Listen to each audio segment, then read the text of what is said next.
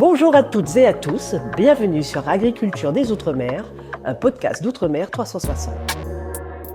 Bonjour à tous et à toutes, vous écoutez le podcast Agriculture Outre-mer en partenariat avec l'Odéadom. Nous sommes en direct depuis le Salon de l'Agriculture à Paris, porte de Versailles. Agriculture Outre-mer, un podcast pour découvrir les producteurs, les acteurs, les traditions, les saveurs et aussi les innovations agricoles de nos territoires ultramarins. Aujourd'hui, nous accueillons Sixtine Rago, chargée de mission agriculture, pêche et transition écologique à la SEM, ainsi accompagnée de Monsieur Thierry Gréau, directeur de la Chambre économique et multiprofessionnelle de Saint-Barthélemy. Bonjour à vous deux. Bonjour. Bonjour. Alors, vous êtes présent sur le Salon de l'Agriculture. Alors, tout d'abord, pouvez-vous nous parler de ce que vous mettez en action en matière d'agriculture? On sait que le territoire de Saint-Barthélemy est connu pour son tourisme. Vous aussi, vous vous engagez dans l'agriculture.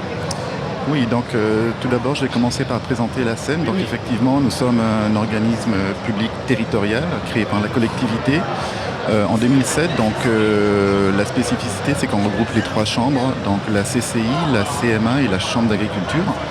Donc moi, je suis directeur de ces trois chambres et aujourd'hui, je suis accompagné de Sixtine Rago qui aujourd'hui s'occupe de l'agriculture, de la pêche et de la transition énergétique. Donc nous sommes aujourd'hui au salon pour plusieurs raisons. On vient spécifiquement donc découvrir les acteurs du moment, mais également voir tout ce qui est en termes d'innovation, mais aussi les institutionnels pour pouvoir travailler à encore mieux développer l'agriculture à Saint-Barthélemy. Un projet qui nous tient à cœur depuis maintenant 4 ans. Moi je suis en poste depuis 5 ans et effectivement au niveau de l'agriculture à Saint-Barthélemy, il n'y avait pas grand-chose qui avait été mis en place. Et bien que ce soit une petite île, on va dire aride, où il n'y a pas de rivière, où le sol est rocailleux, il y a des possibilités de développer de l'agriculture ou de l'élevage et on a la pêche également. Et donc il nous tient à cœur de pouvoir justement travailler à mieux développer ça en fonction de nos spécificités à nous. Alors quel type d'agriculture on trouve à Saint-Barthélemy? Alors je vais laisser Sixtine en parler. À Saint-Barthélemy, comme Thierry l'a dit, c'est un petit territoire. Donc on va principalement avoir des micro-fermes sur les secteurs de l'horticulture et du maraîchage, tout spécifique aux plantes aromatiques. Et puis un élevage de chèvres pour sa viande.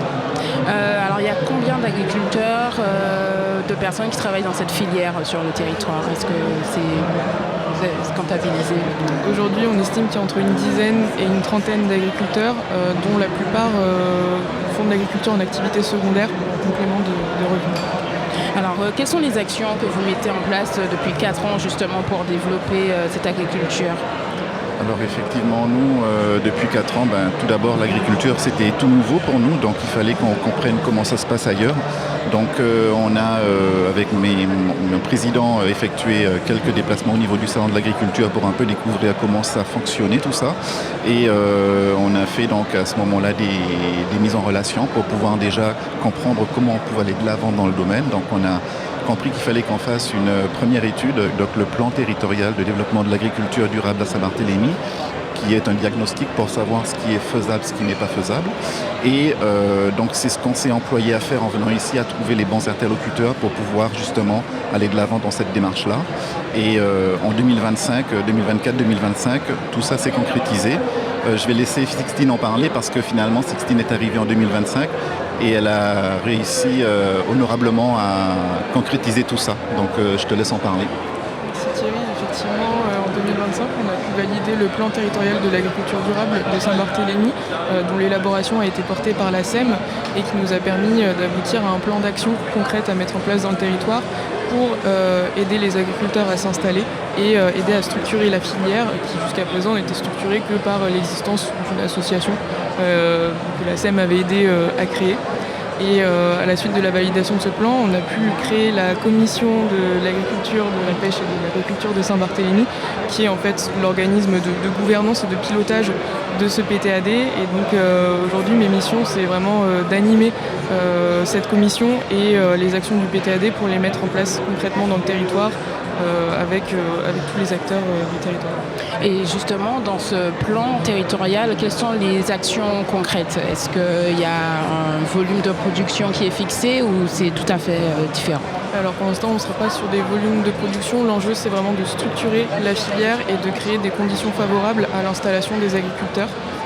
Puisque jusqu'à présent, ce sont les principales difficultés, notamment à cause de la difficulté d'accès au foncier. Donc ça, c'est une problématique majeure qui fait l'objet de plusieurs actions en elles-mêmes, avec un objectif final d'obtenir un zonage agricole qui leur permettrait d'obtenir des terres à un prix moins conséquent et des terres plus grandes. Il y a également l'enjeu de l'accès à l'eau d'irrigation, puisque Saint-Barthélemy, on l'a dit, n'a pas d'eau douce. Donc c'est principalement de l'eau de désalinisation et de la récupération d'eau de pluie, qui est de meilleure qualité pour l'irrigation, mais qui n'est pas si facile que ça à avoir.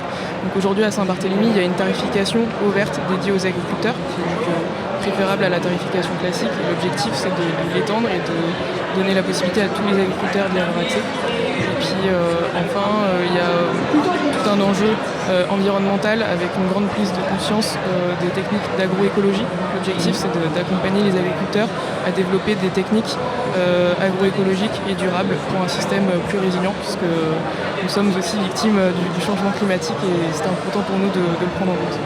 Et justement, toutes ces difficultés, ces difficultés de foncier, de la question de l'eau, est-ce que ça vous pousse pas vers une agriculture qui est innovante? On entend beaucoup parler d'hydroponie ou des choses comme ça. Est-ce que vous, c'est quelque chose sur lequel vous vous orientez? Oui, effectivement, sur les filières notamment des plantes aromatiques de maraîchage, on va avoir beaucoup de tomates et de plantes aromatiques en aquaponie et aussi en aéroponie. Voilà, récemment, l'association des agriculteurs a pu acquérir plus de 70 tours d'aéroponie avec l'aide de la collectivité. Et donc ils sont en train d'expérimenter cette technique qui est réputée pour consommer moins d'eau et qui permet de faire de l'agriculture verticale et donc pallier aux problèmes de foncier et d'eau.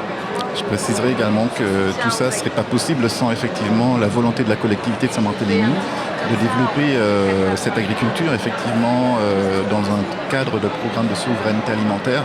Donc dernièrement, ils ont acquis un certain nombre de fonciers, parmi lesquels l'un d'entre eux va être destiné notamment aux agriculteurs. Ils sont en train actuellement de faire un plan d'aménagement et de viabilisation de ce terrain avec des accès, avec l'arrivée de l'eau, etc., pour pouvoir justement développer cette agriculture.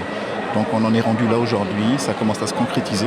Aujourd'hui on est au salon aussi effectivement pour trouver tout ce qui est technique d'agriculture, mais aussi pour trouver les organismes de formation avec lesquels on pourra travailler pour accompagner nos agriculteurs à développer une agriculture, on va dire, durable, en fonction de tous les critères sanitaires, etc. Donc ça c'est important aussi à dire. Et justement, concernant les circuits de distribution de tous ces produits agricoles, est-ce que vous avez déjà réfléchi dessus? Est-ce que c'est par le biais de marchés ou des liens avec des restaurants, des hôtels? Pour l'instant, on est principalement sur des circuits très très courts. C'est l'agriculteur qui va faire l'ensemble du processus de vente. Une partie sera destinée à la population locale et puis pour certains, ils vont plutôt avoir des clients dans la restauration et les hôtels.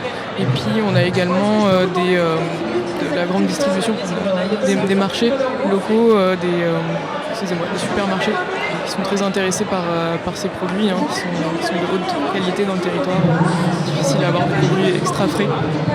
Alors pour vous, quels sont les gros enjeux? Les gros enjeux, en fait, c'est de pouvoir effectivement accompagner les agriculteurs à se structurer, à se mettre en conformité en fonction de leur activité, de pouvoir travailler avec la collectivité à réellement développer cette agriculture en mettant en place tous les moyens d'accompagnement et d'aide qui puissent être mis en place, parce que nous, comme on est PTOM, effectivement la difficulté qu'on a aujourd'hui, c'est qu'on est exclu de beaucoup de programmes de financement européens et même nationaux. Le POSEI par exemple, ça ne nous concerne pas. Donc l'idée c'est de pouvoir justement accompagner les agriculteurs qui n'ont pas ces aides à se développer et qu'on puisse travailler une certaine souveraineté alimentaire. On ne parle pas encore d'exportation, mais les prochains enjeux seront notamment, comme Sixtine l'a évoqué, les restaurateurs, les hôteliers, les supermarchés sont très intéressés à acheter directement dans la main de ces agriculteurs, de pouvoir aussi mettre en place un PAT, donc Programme Alimentaire Territorial, pour amener ces productions dans les assiettes des enfants. de façon à justement valoriser toute la chaîne. Est-ce que pour tous ces objectifs, un calendrier fixé, vous vous dites par rapport au plan qui a été mis en place, vous fixez un délai de 5 ans, 10 ans ou un peu plus lointain ou plus proche? Alors je pense qu'au niveau du plan alimentaire territorial que je viens de citer, l'objectif étant qu'on l'attaque à partir de 2027, si je ne me trompe pas. Aujourd'hui, Sixtine est en œuvre, je vais la laisser s'exprimer après, sur le déploiement des actions relatives au PTAD, ce qui lui demande beaucoup de travail et je vais la laisser en développer là-dessus.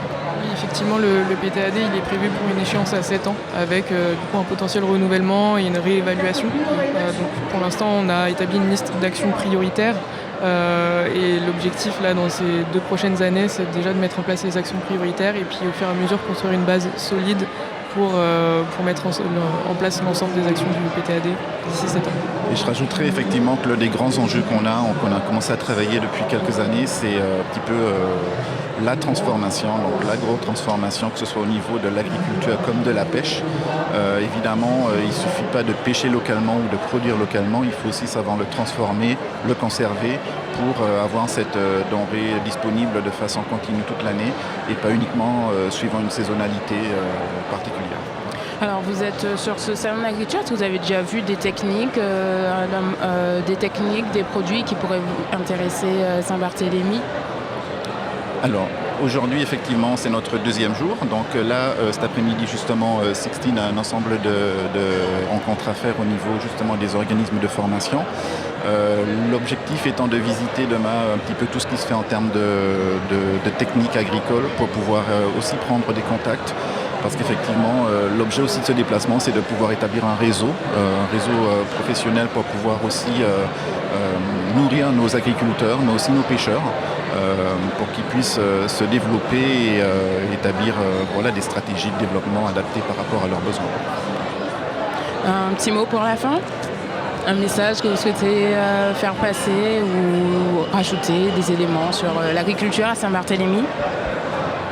Au début, c'était un petit peu compliqué parce que tout le monde disait que c'est impossible de faire de l'agriculture à Saint-Barthélemy. C'est vrai que le terme agriculture, en fait, on l'associe souvent à la banane, à la canne à sucre, aux grandes exploitations. Mais l'agriculture, ça ne regroupe pas que ça. Ça peut être le miel, ça peut être l'élevage à taille modérée, ça peut être les aromates, ça peut être beaucoup de choses. Et on a cette obligation.